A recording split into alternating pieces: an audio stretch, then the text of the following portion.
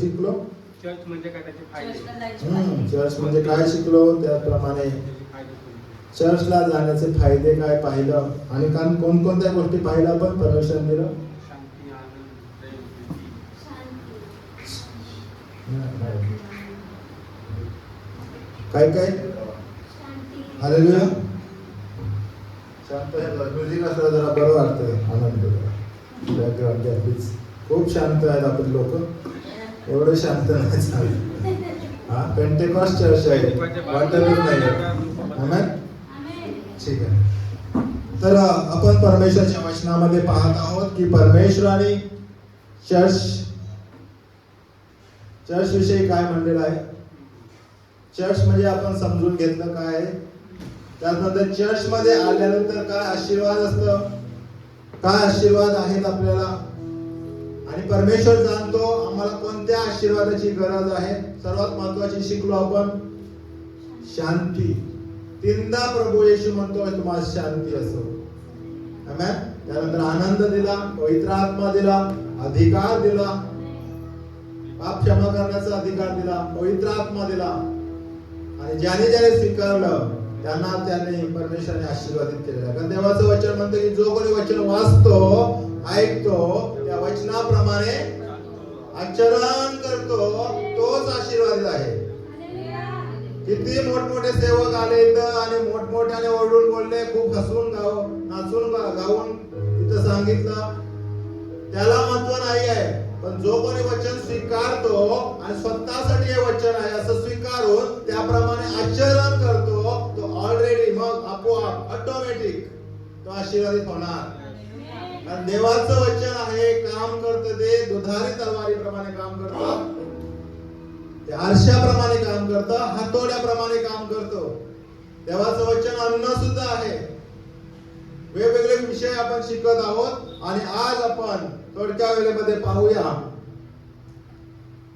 आजचा विषय आहे नाझरेतातून काही उत्तम निघेल काय आमेन वाचूया वचनाकडे जाऊया योहानाचा शुभवर्तमान पहिला अध्याय वचन 46 जॉन चॅप्टर 1 वर्स 46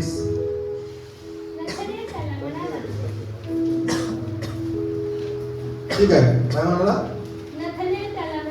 हा कोण म्हणाला नथनेल म्हणजे कोणाला म्हणाला फिलिपाला म्हणाला काय म्हणाला नाझरेतातून काहीतरी उत्तम निघू शकते काय फिलिप त्याला म्हणाला येऊन पहा हालेलुया आज वचनावर आपण मनन करणार आहोत की नाझरेतातून काही उत्तम निघेल काय नथनेल नावाचा देवाचा एक शिष्य आहे असं म्हणलेलं आहे आणि तो फिलिपाला विचारतोय की नाझरेतातून काही उत्तम निघेल काय आणि ही घटना कधी घडली अजून एक वचन वाचूया आपण म्हणजे आपल्याला समजेल कधी ही घटना घडलेली आहे योहानाचा शुभवर्तमानात पहिला अध्याय वचन 29 दुसऱ्या दिवशी येशूला आपणाकडे येताना पाहून तो म्हणाला हा पहा जगाचे पाप हरण करणारा हा देवाचा छोकरा हालेलुया कोण म्हणत आहे योहान बप्तिस्मा करणारे योहान म्हणत आहे ज्यावेळेस येशूने ठरवलं आता मला सेवा करायची आहे वयाच्या 30व्या वर्षी येशूने सेवा सुरू केली बप्तिस्मा घेण्यासाठी येशू योहानाकडे जातो आणि त्यावेळेस बप्तिस्मा करणारे योहान काय म्हणत आहे हा पहा देवाचं कोकरू जगाचे पाप हरण करणारा देवाचं कोकरू कोणाला म्हणत आहे येशूला तोपर्यंत येशूची ओळख काय होती सुताराचा मुलगा तोपर्यंत येशूची ओळख होती मरिया आणि योसेफ यांचा मुलगा परंतु योहान जो बप्तिस्मा करणारा योहान आहे थोडस बायबल स्टडी पण याच्यात शिकून घ्या म्हणजे परत बायबल स्टडी घ्यायची गरज नाही आपल्याला की त्या ठिकाणी येशू आला आणि त्यांनी सेवा करण्यापूर्वी स्वतः बप्तिस्मा घेण्यासाठी आला पाण्यात बुडून बप्तिस्मा घेतला अशा वेळेला बप्तिस्मा करणारा योहान म्हणतो पहा हा जगाचे पाप हरण करणारा देवाचा कोकरा येशू येशू कुठे राहणार होता? येशूचा जन्म कुठे झाला? नाझरेत मध्ये झाला. ख्रिसमस दरवर्षी साजरा करतो तरी आपण नाझरेत म्हणतो. अहो बेथलेहेम मध्ये, नाझरेतामध्ये नाही, यरुशलेमेतल्या बेथलेहेम गावी येशूचा जन्म झाला. त्याला तिथून पलायन करावं लागलं. म्हणजे त्याच्या आईवडिलांनी त्याला उचलून नेलं, कारण हेरोद पेटला होता. हेरोद लेकरांना मारणार होता, म्हणून तो मिस्र मध्ये गेला. हेरोद मेला. त्यानंतर परत पवित्र आत्म्याने त्याला सांगितलं परत जा, आणि आल्यानंतर बेथलेहेमात आल्यानंतर त्याने नाझरेतात राहिला. नाझरेत हे येशूचं गाव होतं. योसेफ आणि मरियेचं घर नाझरेतात होतं. आणि नाझरेतामध्ये वयाच्या 30व्या वर्षापर्यंत त्याने आई बापाची सेवा केली. बापाला मदत केली सुतारकाम करण्यासाठी, टेबल खुर्ची बनवण्यासाठी सुतारकाम करत होता येशू वयाच्या 30व्या वर्षीपर्यंत. 30व्या वर्षापर्यंत येशूला कोणी ओळखत नव्हतं की देवाचा कोकरू आहे, देव आहे, चमत्कार करणार आहे, बंधन तोडणार आहे, आरोग्य देणार आहे. कोण ओळखत होतं त्याला? नाही आहे. पण येशू कुठं राहिला? नाझरेत मधून राहिला. नाझरेत हे गाव आहे, त्या गावामध्ये राहिला. आणि असं एक गाव आहे ते, की त्या गावाला तुच्छ लेखतात लोक. इतिहास जर पाहिलं तुम्ही, नाझरेत हा इंग्लिश मध्ये म्हणावं तर डम्पिंग ग्राउंडचं गाव आहे, घाणेरडं गाव आहे. त्या गावामध्ये चांगली वस्ती नाहीये, चांगले लोक नाहीये, नाव खराब झालेलं आहे. त्या गावामध्ये कोणी मुलगी देत नाही, त्या गावात कोणी मुलगा जावई करून घेत नाही. उदाहरणार्थ म्हणजे तुम्हाला पटावं, असं त्या गावाचं नाव खराब झालेलं आहे. असं ते कोणतं गाव आहे? नाझरेत गाव आहे. कफरनहूम हे सिटी मधलं गाव आहे, सिटी टाइप गाव आहे. येशूने जास्तीत जास्त सेवा कफरनहूम मध्ये काय केली? त्याने त्याची सेवा त्या ठिकाणी केली. तिथं गर्दी असायची, लोकांचा व्यापार चालायचा, समुद्र किनारी जसं मुंबई आहे तसं. परंतु नाझरेत हा टाकलेला गाव आहे, तिथं कोणी जात नाही जास्त. त्या गावातून कोणी PSI, कोणी मंत्री, कोणी पदाधिकारी तयार झालेला नाही आहे. पण योहान म्हणतोय, हा पहा जगाचे पाप हरण करणारा देवाचा कोकरा. कोण? येशू. पण नतनेलला माहिती होतं. नतनेल म्हणतो, हा तर योसेफाचा मुलगा, हा तर सुतारकाम करणारा मुलगा आहे. हा कसा आमचं तारण करणार? हा कसा आमचा उद्धारक बनणार? हा कसा आम्हाला स्वर्गात नेणार? हा कसा आम्हाला रोमन साम्राज्याच्या स्वाधीन जो आम्ही आहोत, आम्हाला कसं सोडवणार? त्यांना तारणार कशासाठी पाहिजे होतं माहितीये तुम्हाला? त्या रोमन साम्राज्याच्या कठोर गोष्टीपासून सुटायचं होतं, त्यांना स्वतंत्र व्हायचं होतं. परंतु प्रभू येशू कशासाठी आला होता? पापी लोकांना तारावयास, हरवलेले शोधावयास प्रभू येशू आला होता. पण नतनेल असं का म्हणतोय की नाझरेतातून काय उत्तम निघेल काय? आम्ही पण कधी कधी विचार करतो, एखादा गाव आहे समजा, आपण गावाचं नाव नको घ्यायला, परंतु एखादा गाव आहे, त्या गावामध्ये गुंडागर्दी करणारे लोक आहेत, जास्त वाईट लोक आहेत, ते लोक गरीब आहेत, खूप लुटमार करतात, चोरी करणारे लोक आहेत. पण आपण त्या गावातून अपेक्षा ठेवू का असं कोणतरी मोठा राजा होईल, पंतप्रधान होईल? अपेक्षा ठेवू का? नाही ठेवणार. मग त्या ठिकाणी नतनेलची इच्छा तीच आहे, नतनेलच्या मनात तेच आहे की नाझरेत हे असं वाईट गाव असताना त्यातून येशू म्हणजे तारणारा कसं निर्माण होणार? तारणारा कुठून यायला पाहिजे? बेथलेहेममधून, इस्रायल मधून यायला पाहिजे, सिटी मधून यायला पाहिजे. जन्म कुठे व्हायला पाहिजे? राजाच्या घरी व्हायला पाहिजे, एखाद्या मंत्रीच्या घरी व्हायला पाहिजे. पण एका सुताराच्या घरी वाढलेला हा मुलगा आता 30 वर्षाचा झाले आहे. आणि त्याला योहान, जो बाप्तिस्मा करणारा योहान काय म्हणत आहे? जगाचा तारण करणारा, जगाचे पाप हरण करणारा, म्हणजे जगाचे सर्व पाप आपल्या अंगावर घेऊन आम्हाला मोक्ष देणारा हा आलेला आहे. कसं शक्य आहे? हालेलुया. आहे का शक्य? नाही आहे. पण प्रभू येशूने ते कार्य केलं. नाझरेतातून तो आला आणि आज आम्हाला जगाला, आम्हा सर्वांना सांगायचं आहे ते उद्देश त्याचं की तुम्ही पण असं काही बघू नका. हे गाव खराब आहे, हा कुटुंब खराब आहे, या आडनावाची नावं खराब आहे, या घरात वाईट लोक आहेत, पण परमेश्वर म्हणत आहे नाझरेतातून उत्तम काही निघल का? पण फिलिप पुढे काय म्हणतो बघा, नतनेलाला आपल्याकडे येणार आधी त्याच्या नाझरेतातून काही उत्तम निघेल काय? हा? निघेल काय? प्रश्नचिन्ह आहे त्याचं. हा पुढं फिलिप त्याला म्हणतो येऊन पहा. हालेलुया. काय म्हणतो फिलिप? येऊन पहा. तुम्हाला आणि मला बघायचं आहे. कोणत्या गावातून आले, कोणत्या सिच्युएशन मधून आले, कोणत्या बॅकग्राऊंड मधून आले, आम्हाला विचार करायचा नाही.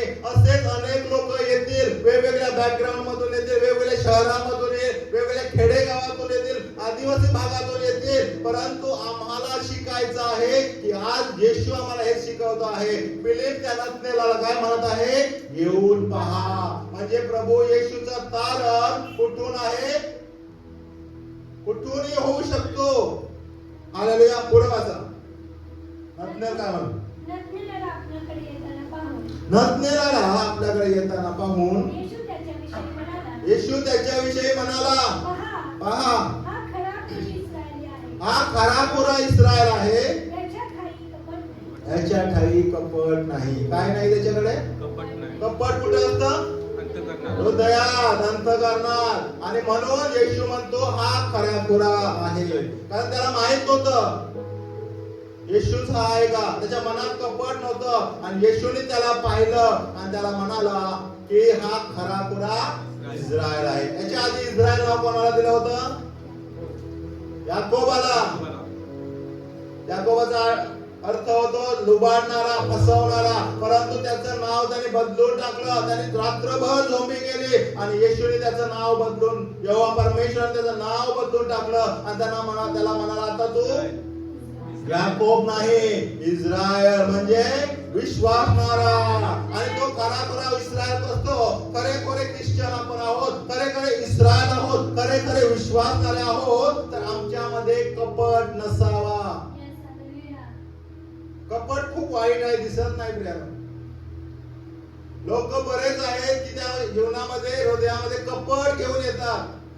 जगात तर आहेत, परंतु आपल्या चर्च मध्ये असा किंवा कोणत्या धार्मिक कामात जावा, चांगल्या कामात पण लोक मनात कपट घेऊन येतात. परंतु परमेश्वर म्हणतो की हा खरा पुरा इस्रायल आहे, कारण ज्याच्या मनात कपट नाही आहे.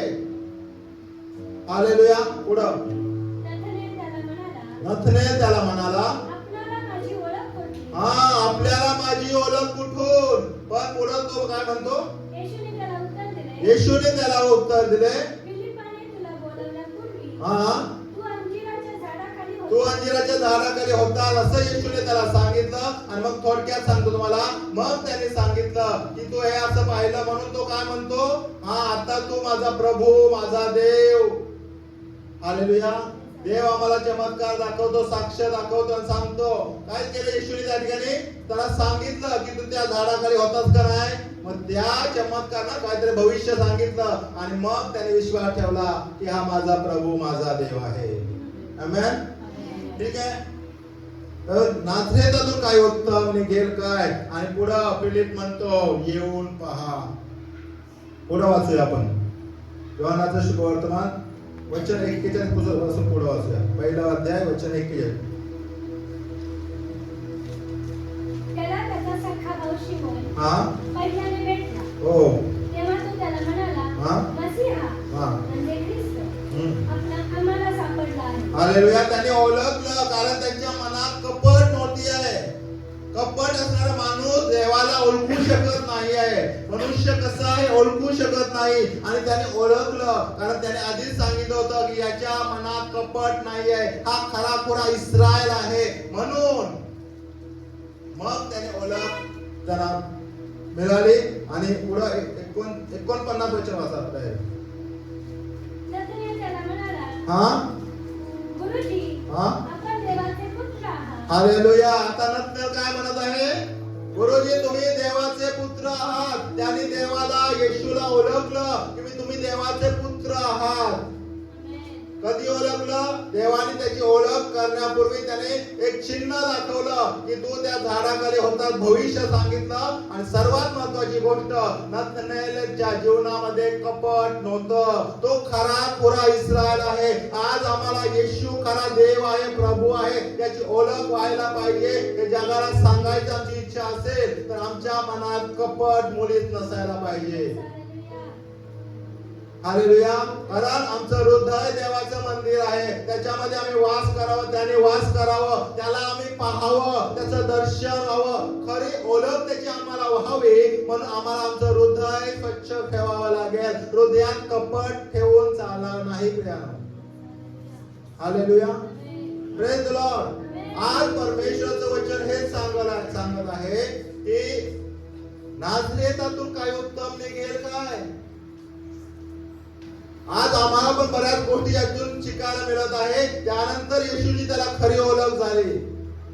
नतनेल पण पहिला शंका निर्माण करतोय आणि म्हणत आहे की नाझरेतातून काही उत्तम निघेल काय? आज आपल्या चर्चचं आपल्याला माहिती आहे की अनेक लोक बाहेरून येत आहे, अनेक गावातून झोपडी वस्तीतून येत आहे. आम्हाला पण यातून शिकायचं आहे. कोणी येऊ द्या, त्याची विचारपूस आम्हाला करायची आहे. कधी कोण बाहेर निघेल आणि या केडगावच्या तारणाचं केंद्रस्थान बनेल माहित नाही प्रियानो. कोणत्याही वस्तीतून येऊ द्या, कोणत्याही गावातून येऊ द्या, या डोंगर वस्तीतून कोणी येऊ द्या, पण आम्हाला त्याला प्रेमाने जिंकायचं आहे. आम्हाला त्याला खरी सुवार्थ सांगायची आहे. आमच्या जीवनातून त्याला ख्रिस्त दाखवायचं आहे आणि त्याला दिसलं पाहिजे की यांच्यामध्ये येशू आहे, येशू प्रभू यांच्यामध्ये आहे. येशू या ठिकाणी येणार, त्याला दाखवणार त्याचं रूप आणि तो तारले जाणार आणि त्याचाच उपयोग कदाचित परमेश्वर करेल. हालेलुया. आज अनेक लोक आहेत. आम्हाला आमचा थोडासा मोठेपणा कमी करावा लागेल. माझे असे सर्वांसाठी, मी मोठा आहे, मी मोठ्या घरात राहतो, मी हे करतो ते करतो, या सर्व गोष्टी सर्वांसाठी सांगत आहे. लहान लेकरं सुद्धा मी मोठ्या घरात मोठे झालो म्हणून नाही. आम्हाला कमीपणा घ्यावं लागेल, नम्र व्हावं लागेल. देवाचं काम वाढवायचं असेल, आम्हाला स्वतःला नम्र करावं लागेल, स्वतःला त्याग करावा लागेल, स्वतःला मारावं लागेल. काही वेळा, प्रत्येक वेळा देव तुम्हाला असं नाही करणार. हालेलुया. अनेक लोक असं आम्ही विचार करतो, कदाचित आम्ही विचार करतो त्यापेक्षा वेगळं काहीतरी त्या लोकांच्या जीवनात असेल, वेगळं काहीतरी त्या लेकराच्या जीवनात असेल, त्या तरुणाच्या जीवनात असेल, तरुणीच्या जीवनात असेल. आम्ही त्याला संधी दिली पाहिजे. चुकलं तरी संधी दिला पाहिजे. त्यांना देव बदलेल. काही वेळ द्या, काही बदल होऊ द्या, कारण बदल घडवणे आमच्या हातात नाही आहे. बदल घडवणे देवाच्या हातात आहे. त्याला वेळ द्या, समय द्या, प्रेमाने घ्या, समजून घ्या. आणि मग असे नाझरेत आहेत, असे अनेक गावं आहेत, असे अनेक परिवार आहेत. खराब त्यांचं नाव झालेलं असेल, आम्हाला त्यांचं ते नाव नाही बघायचं. कारण प्रभूंनी जर आमचा आणि तुमचा हिशोब केला असता, आज आम्ही इथं नसतो प्रियानो. आम्ही पण कुठंतरी गटारात होतो, का दलदलीत होतो. तिथून हात देऊन परमेश्वराने बाहेर काढलं, त्याच्या रक्ताने आम्हाला शुद्ध आणि पवित्र केलं आणि आज हे व्यक्ती उभी आहे. आज तुम्ही इथं बसलेला आहे प्रियानो. आम्ही आमचा विचार पॉझिटिव्ह करायचा आहे, कोणाबद्दल निगेटिव्ह विचार करायचा नाही. कारण नाझरेत बघून जर नतनेलाने विचार केला, तसा विचार आज आम्हाला करायचा नाही. आम्हाला बदलावं लागेल, नम्र व्हावं लागेल, लीन व्हावं लागेल. आम्हाला स्वतःला देवाला समर्पित व्हावं लागेल, त्याग करावा लागेल. मी प्रत्येक वेळेला तरुणींना म्हणतो, तुमचं त्याग खूप महत्वाचं आहे. कारण त्याग आणि बलिदानावर देवाचा आत्मा उतरून येतो, अग्नी उतरून येतो आणि त्या तुमच्या भेटीला अर्पण तो स्वीकारतो. हाबेलाचं अर्पण देवाने स्वीकारलं, कारण तो चांगल्या कपटी होता, चांगल्या वृत्तीचा होता. कायनाचं अर्पण देवाने स्वीकारलं नाही. वचन म्हणतं की तो दुष्टाचा होता, त्याच्या मनात दुष्टपणा होता, कपट होतं. देव ओळखतो सर्व काही, परंतु आम्हाला या जगामध्ये राहत असताना जगासारखं, जगातले लोक बघा, मोठे लोक मोठ्या लोकांना मान देतात. जर गरीब आहे तर गरीबाला आपण जास्त मान देत नाही. आम्हाला त्या गरीबापर्यंत त्यांना आमचं प्रेम द्यायला पाहिजे. आपली प्रॉपर्टी नाही द्यायची गरज, पैसा नाही द्यायची गरज, प्रेम द्या, प्रेमाने वागवून घ्या. कदाचित ते कोणत्या तरी नाझरेथसारख्या अशा गावामध्ये वाढलेले असतील, डम्पिंग ग्राउंड असतील, ते खराब असतील, नाव खराब आहे, अशा लोकांना येतील आपल्याकडं, पण आम्हाला त्यांना प्रेम द्यायचं आहे, आम्हाला खरा ख्रिस्त त्यांना द्यायचा आहे. कारण देवाचं वचन म्हणते की देव प्रीती आहे. आज गीत सुद्धा आपण गायलं तर आमच्या गावात प्रीती आहे, प्रीती नाही तर आम्ही वाजणारी थाली आणि झणझणणारी झांज आहोत. फक्त वाजतोय आपण, फायदा काही होत नाही, देव त्यांनी प्रसन्न होत नाही.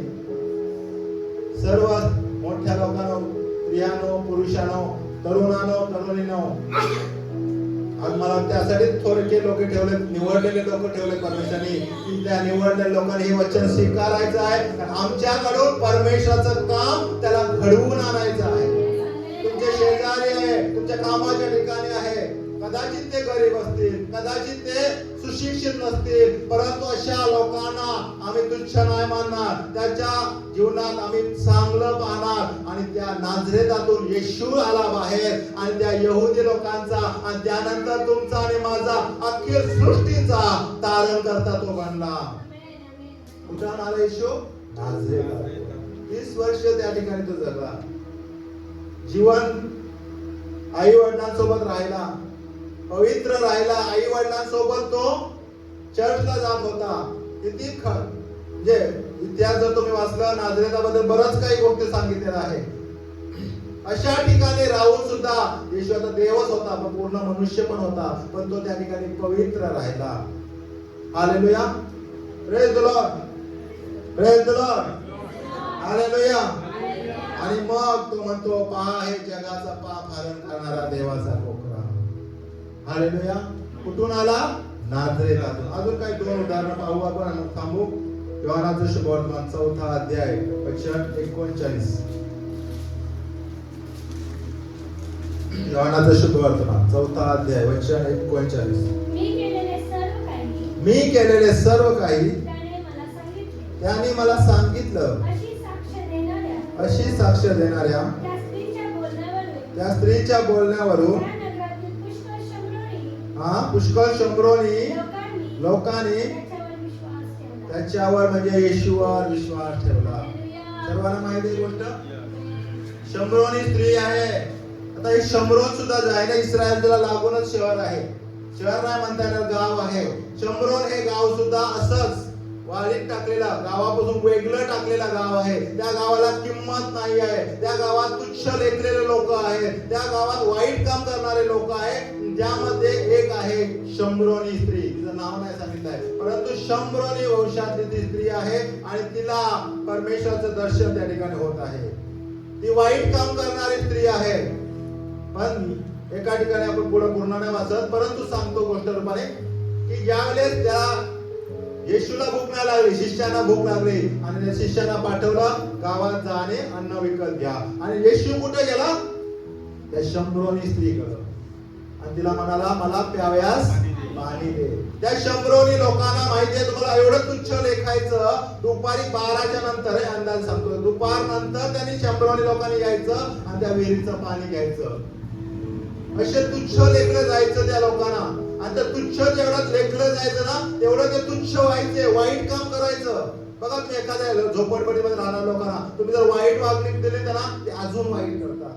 त्या लोकांनी, यहुदी लोकांनी त्यांना अजून वाईट करून ते वेगवेगळ्या गोष्टीमध्ये, व्यभिचारामध्ये स्त्रिया गेल्या होत्या. का? त्या लोकांनी त्यांना तुच्छ अजून मानलं होतं. पण तो प्रभू येशूची खासियत काय माहिती आहे? जगा वेगळा तो चालायचा. येशू मुद्दाम शंभरोनामधून जायचा. यहुदी लोक, फरुशी आणि शास्त्री लोक शंभरोनामधून जात नव्हते, त्या गावातून जात नव्हते. तिथे लांब पडलं तरी सिटी मधून जायचे, परंतु येशू मुद्दाम त्या शंभरोनातून जायचा आणि त्याला सुवार्ता सांगायचा. हालेलुया. त्या ठिकाणी एक शंभरोनी स्त्री आली पाणी भरण्यासाठी आणि येशू म्हणाला, मला प्याव्यास पाणी दे. ती शंभरोनी स्त्री म्हणते, तुम्ही यहुदी, मी शंभरोनी, मी तुम्हाला कसं पाणी देऊ? हालेलुया. त्या काळात भारतामध्ये पण ती परिस्थिती होती. कितीतरी लोकांना आज तुच्छ लेखलं जायचं, परंतु परदेशातून अनेक जे देवाचे सेवक आले, मिशनरी आले आणि त्याने त्यांना जवळ घेतलं. जे लोकांना तुच्छ मानत होते त्यांनी त्यांना प्रेम दिलं आणि म्हणून आज 5% का होईना ख्रिस्ती लोक भारतात आहेत.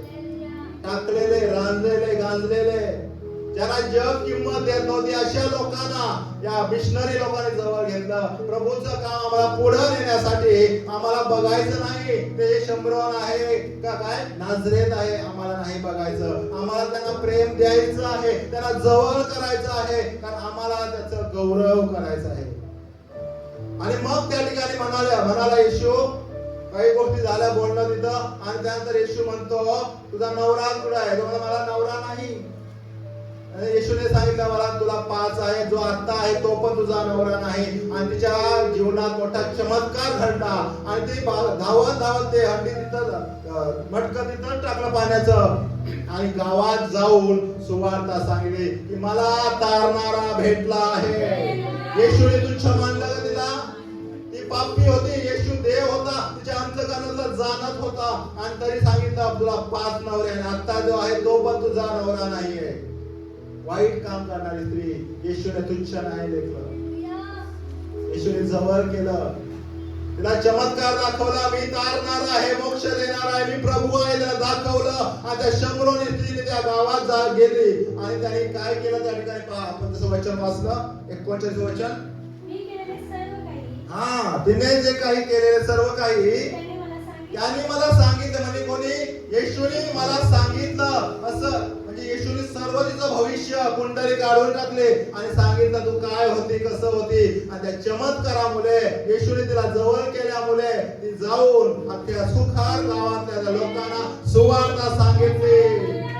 सुवार्ता सांगितली की मला तारणारा भेटला आहे, मला प्रभू भेटला आहे, माझा देव मला भेटला आहे. आणि किती वाईट स्त्री होती ती, तरी सुद्धा लोकांनी तिचं ऐकलं. का माहिती आहे? परमेश्वरच्या सानिध्यातला थोडा वेळ, परमेश्वर येशूच्या सानिध्यातला थोडा वेळ तिच्या जीवनात बदल घडला. आणि वाईट काम करणारी स्त्री, जे व्यभिचारी स्त्रीचं सुद्धा त्या गावाने ऐकलं आणि त्या पूर्ण गावाचं तारण झालं. येशूला तारणार म्हणून त्याने स्वीकारलं. वाचूया आपण पुढे, देवाचं समजेल मला. 40 पासून वाचा पुढे.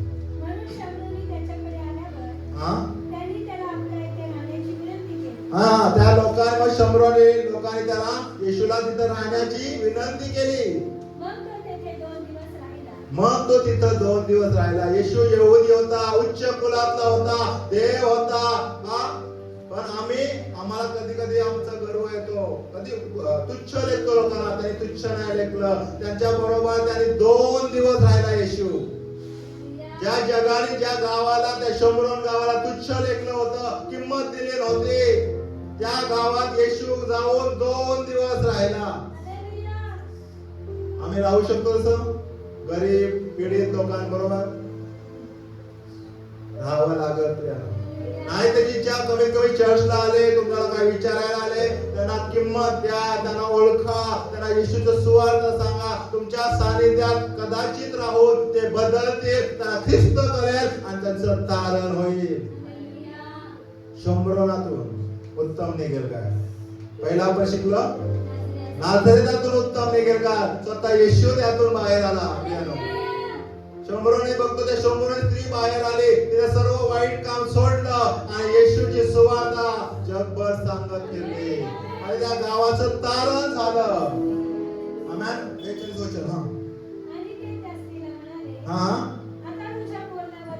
हा आम्ही विश्वास धरतो असे नाही, हा, कारण आम्ही स्वतः ऐकले आहे व हा खचित जगाचा तारणारा आहे हे आम्हाला कळले आहे. आमेन. जगाचा तारणारा येशू आहे हे म्हणत नाही, त्याला पण नाही समजलं. परंतु एका शंभरोनी स्त्रीने, वाईट गलिच्छ काम करणाऱ्या स्त्रीने जाऊन पश्चाताप करून येशूला देव स्वीकारून ज्यावेळेस गेले, त्या पूर्ण गावाने विश्वास ठेवला आणि त्या सुखार गावाचं तारण झालं. हालेलुया. Praise the Lord. यानो आम्ही कोणाला तुच्छ मानणार नाही. काही वाईट काम करू द्या लोकांनी, काही निंदामय काम करू द्या, काही आमची निंदा करू द्या, आम्ही त्यांना वाईट समजणार नाही. आम्हीच वाईट समजलं ते अजून वाईटाकडे जातील, परंतु आम्हाला त्यांना प्रेमाने जिंकायचं आहे, संधी द्यायची आहे. त्या संधीमुळे त्यांचं परिवर्तन होईल. देव करल, मी आणि तुम्ही त्याचं परिवर्तन नाही करू शकत. आम्हाला फक्त प्रार्थना, स्तुती, देवाला धन्यवाद द्यायचा आहे. त्या व्यक्तीबद्दल जीवन समर्पित करण्यासाठी प्रार्थना करायची आहे आणि प्रार्थना करणे आमच्या हातात आहे. प्रार्थनेचं उत्तर देणे देवाच्या हातात आहे. देव ते बदलून टाकेल, स्वभाव बदलेल, त्यांचं ऐकून परमेश्वर काढून टाकेल. हालेलुया. देवाचे दास आहेत, चांगले सिंगर आहेत.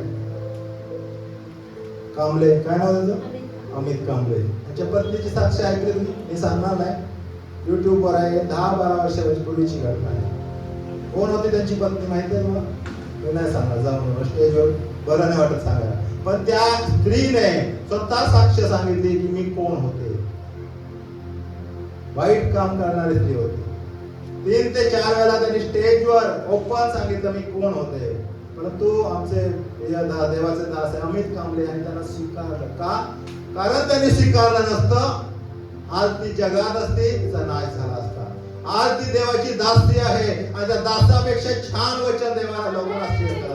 का घडलं ते? त्याने स्वीकारलं, प्रभू कडून आहे हे. त्याने धिक्कारलं असतं, जगात गेलं असतं, नाश झालं असतं. परंतु असे अनेक लोक आपल्या मंडळीत असतील, गावात असतील, आम्हाला स्वीकारायचं आहे. हालेलुया. आम्हाला स्वीकारायचं आहे. आम्हाला म्हणायचं नाही नाझरेतातून उत्तम निघल का, शोमरोनातून काही उत्तम निघल का, नाही. विचार सुद्धा करायचं नाही. आमचा देव पॉझिटिव्ह विचार देणारा देव आहे. आम्ही पॉझिटिव्ह विचार करायचा आहे. त्यांना बदलून टाकण्यासाठी देवाकडे प्रार्थना करायचं आहे, प्रेमाने त्यांना जिंकायचं आहे. आणि परमेश्वर, येशू म्हणतो, असे अनेक सेवक तयार करेल परमेश्वर. आमेन. ठीक आहे, आपण अजून एक उदाहरण घेऊन थांबू या ठिकाणी. शास्ते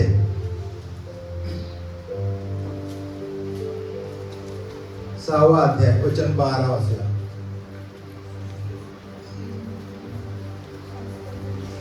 6वा अध्याय वचन 12.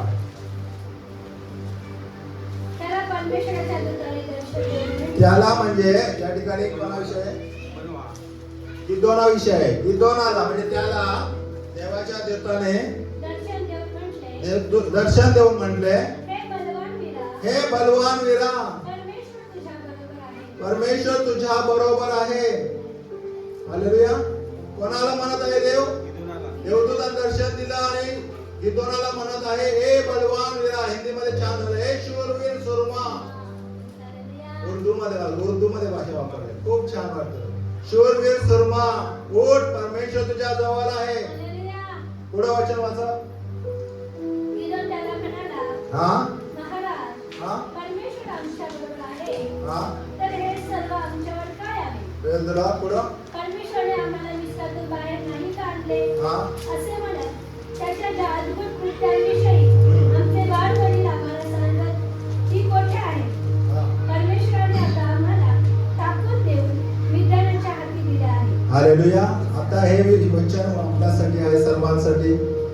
आपल्याला कधी असं वाटतं की देवाने आम्हाला टाकलेलं आहे? पुढं 15 वचन वाचा, म्हणजे समजेल अजून मला. तो त्याला म्हणजे गिदोन त्या देवाच्या दूताला देवाला म्हणत आहे, प्रभू, इस्रायलाला मी कसा सोडवणार?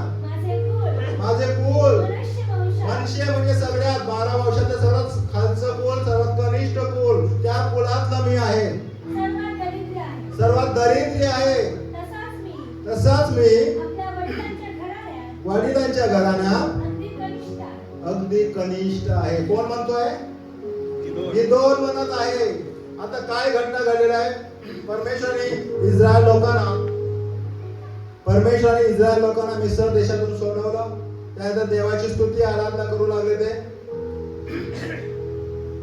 देवाने त्यांना आशीर्वादित केलं. पण त्यानंतर परत त्यांनी बाल देवताच्या मूर्ती, अयोग्य गोष्टी करायला सुरुवात केल्या आणि देवाचा कोप त्यांच्यावर आला. मग असं करायचं, पीक त्यांना भरपूर द्यायचं देव, शेती करायचं, गुरंढोरं भरपूर यायचं, प्रॉपर्टी भरपूर वाढलं की हे जे लोक आहे शत्रू, अमोनी लोक, ते काय करायचं, ते सर्व प्रॉपर्टी घेऊन परत जायचं. पण त्यावेळेस गिदोन काय करतोय, एका कुंडामध्ये गहू साठवून लपवून ठेवतोय आणि त्यावेळेस देवाने त्याला दर्शन दिलं. देवाची कृपा त्यांच्यावर परत झाली आणि हा गिदोन तरी सुद्धा म्हणत आहे, मनुष्य कुलातला सगळ्यात कनिष्ठ मी, सगळ्यात दरिद्र मी. कधी कधी आम्हाला वाटतं आम्ही एखाद्या गरीब घराण्यातून आहोत, कनिष्ठ कुलातले आहोत, आमच्याकडे काय प्रॉपर्टी नाहीये, आमच्याकडे बुद्धी नाहीये. कदाचित आम्हाला वाटतं जेमतेम आम्ही 10वी पास झालोय, आम्ही काय असं असणार, आम्ही काय देवाचं काम करणार, आम्ही कसं उच्च पदावर जाणार. जसं नथनेल म्हणतो की नाझरेतातून काय उत्तम निघेल काय, तसं आम्ही स्वतःचा विचार करतो. माझं पद काय, माझं पदवी काय, माझं वय काय, माझ्यातून काय चांगलं निघेल. पण त्या ठिकाणी आपण पाहतो की गिदोनाने काय म्हणले, तिकडं वाचा वचन वाचलं आपण पुन्हा एकदा 6:15.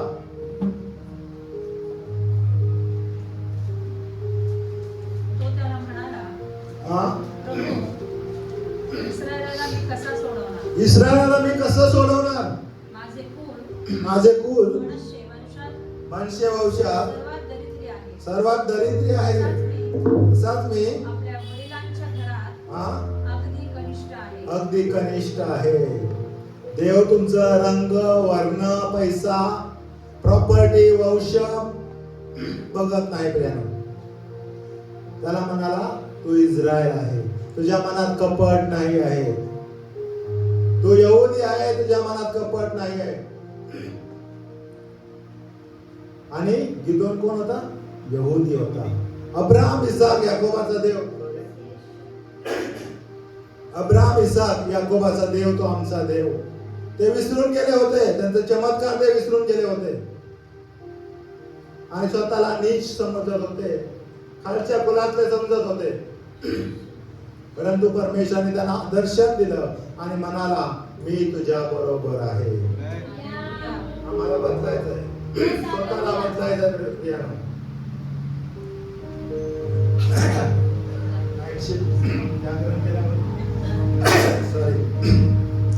आणि आम्हाला स्वतःच जीवन, स्वतःचा स्वभाव आम्हाला बदलावा लागेल.